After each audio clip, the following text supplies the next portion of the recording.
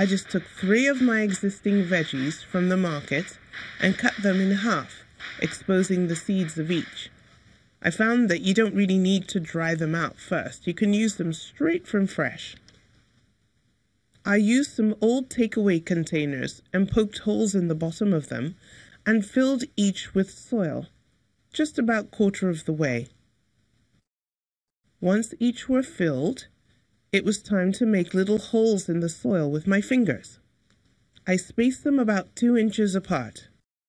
Next, it was time to drop the seeds in, as best I could, trying to get maybe 1 in each hole.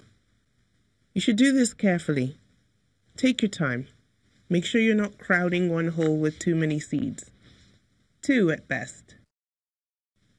For the tomatoes, I left them in their protective jelly-like sac, which actually helps nourish the seeds as they germinate. I made sure I kept the pieces of veg in front of each container and wrote on a bit of paper what was growing in each container so that I didn't have to guess later on just by looking at the leaves.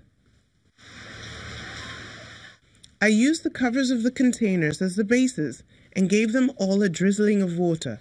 Just a sprinkling every other day is all they need at this stage. Now store these containers in a semi-shady area where they can get filtered sunlight and watch them grow.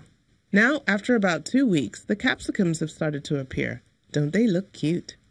And this is how the plants look now. They're standing firm and strong with healthy leaves. These can be transplanted, if you like, into one of those grow bags we started with. This is a beginner's trial, but once you get the bug, it's possible, even without a lot of land, to use some open spaces that you have, and growing boxes if you like, to grow anything and enjoy the satisfaction of your own handiwork. People around the world have done incredible things, starting food gardens for themselves and in urban settings. Some on rooftops, some in open ground spaces. Some cities even grow for the benefit of the poor in their communities, so everyone eats, regardless. How inspiring that is. Back in the kitchen, I was ready to showcase some of the wonderful produce I'd come across so far this season. A variety of fresh vegetables, and of course, the great smoked fish. Today I'm using some of the ingredients that have inspired me from my market visit to Ugwu. I'm going to create something really delicious for you today.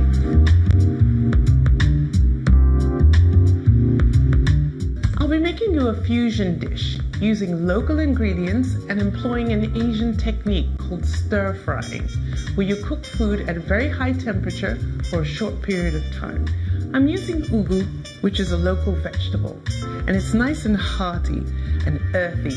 Makes me feel like I'm eating something really healthy from the ground. And I'm going to be using these beautiful peppers. I've got some sweet peppers and I've got some very hot peppers. I like the colors because we need to eat with our eyes as well as our mouths. And I've got some other ingredients here. I've got some onion, I've got some ginger, and I've got some garlic. And of course, the star of the show, this beautiful smoked fish. First, clean out the inner guts of the fish and wash well. And then steam. The Ugwu leaves must be thoroughly washed, cut, and boiled before they can be stir-fried. Cutting the vegetables relatively the same size allows for even cooking. Beautiful colored food enhances the eating experience, I think. That's the value of having access to farm fresh produce. Crushing the garlic disperses the flavor evenly throughout the food. Drain the water from the Ugwu leaves.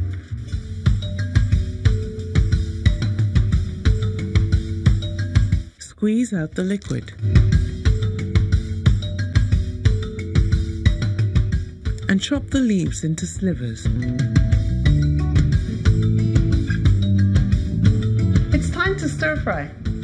So I'm going to put my wok on the fire. It's up really high. I've got to get this really hot for it to be a stir fry. The fish has been picked from the bone and it's now pliable. Let's have a taste. Nice and tender. I'm ready to start. When this gets really hot, I'll know because it'll start smoking. It's smoking hot now, so in go the onions. And you're going to shift these around in the pan. Don't worry about the splatter, it won't hurt you.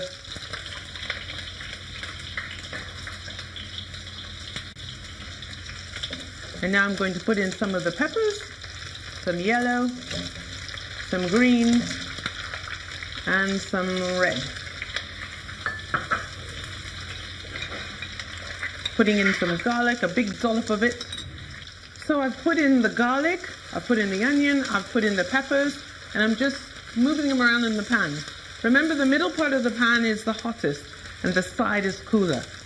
So if you want to rest your food while you're cooking it, you just push it to the side like this. If you want it all hot at the same time, push it back to the middle. Now I'm going to add the heat, the ginger and the pepper. Not using all of it, just a bit. There we go. Stir that around a bit. We don't want these vegetables to become soggy. We want them to be nice and crisp. And now I'm going to add the star of the show, the fish. Not all of it, just a bit. This is just for one after all, me.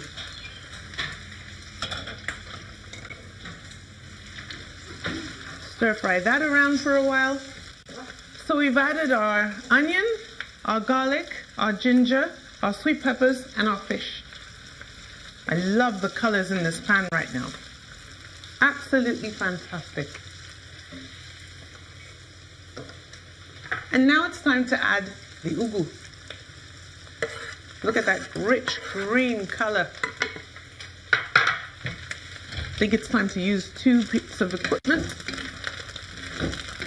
And we're just stirring that all together.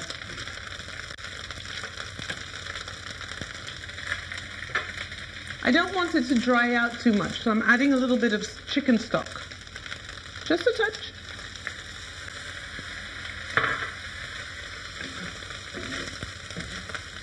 And we're stir frying that. You see all those beautiful colors together.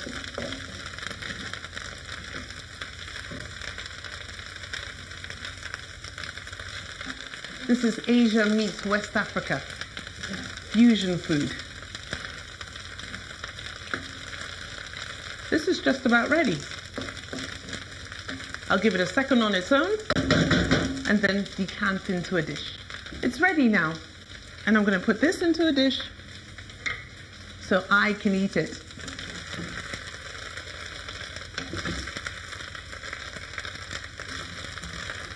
I want to make sure I get some of everything. It's time to try this now, and I'm really excited to do that. You get some of the pepper, some of the fish. This is amazing, and I know you're going to like it too.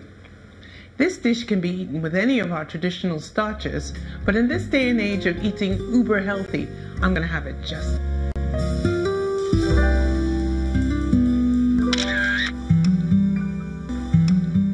I hope you'll all try this at home in your own kitchens.